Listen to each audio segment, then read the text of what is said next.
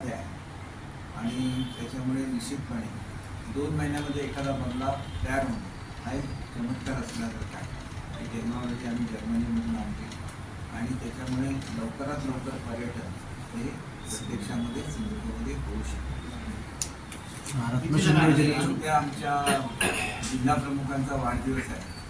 संजू परब हे युवा नेतृत्व आहे आणि धडाडीचं नेतृत्व आहे.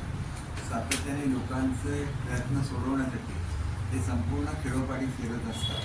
तर त्यांना या वाढदिवसाच्या निमित्ताने मी हार्दिक शुभेच्छा देतो.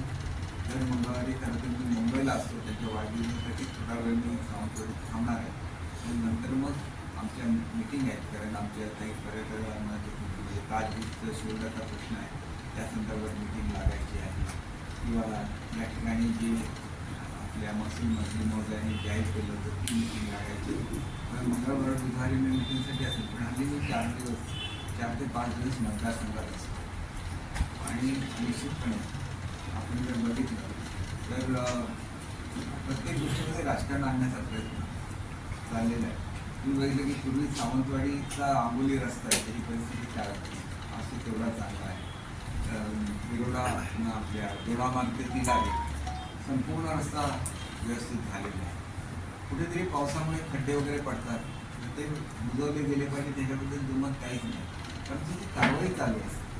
कोणी असं वातावरण निर्माण करण्याचा प्रयत्न करू नये की आम्ही काहीतरी आंदोलन केलं आणि हे झालं असं नाही. ती कारवाई चालू करण्याच्या सूचना त्यांनी पूर्वीच दिलेल्या आहेत बोलून आणि त्याप्रमाणे त्यांची कारवाई सुरू होती. आणि गणपतीच्या पूर्वी सर्व रस्ते म्हणजे केवळ ह्याच्यातलेच नाही तर ज्या नगरपालिका आहेत त्या क्षेत्रातले खड्डेसुद्धा सगळे बुजवून घेण्याच्या सूचना दिलेल्या आहेत. आता पावसाची परिस्थिती तुम्ही बघितलेली आहे, तेवढा प्रचंड प्रमाणात पाऊस गेल्या 3-4 दिवसात चालू आहे. पाऊस थोडासा कमी झाला दोन्ही पक्षांनी चांगलं आहे. पण दोडामार्गमध्ये आपल्या सेनेचे सरपंच उपसरपंचांना या ठिकाणी भाजपमध्ये प्रवेश पालकमंत्र्यांची असं केलेलं आहे. हे कुठे आता पुन्हा एकदा वादाची टीम पडली आहे नाही. पालकमंत्र्यांना काहीतरी चुकीची माहिती दिली गेली असेल, कदाचित ते उभाटाची आहे अशी माहिती दिली गेली असेल, त्याच्यामुळे त्यांनी प्रवेश केला. मला असं वाटत नाही की शिवसेनेच्या जसं सांगितलं असेल तर पालकमंत्र्यांनी त्यांना प्रवेश दिला.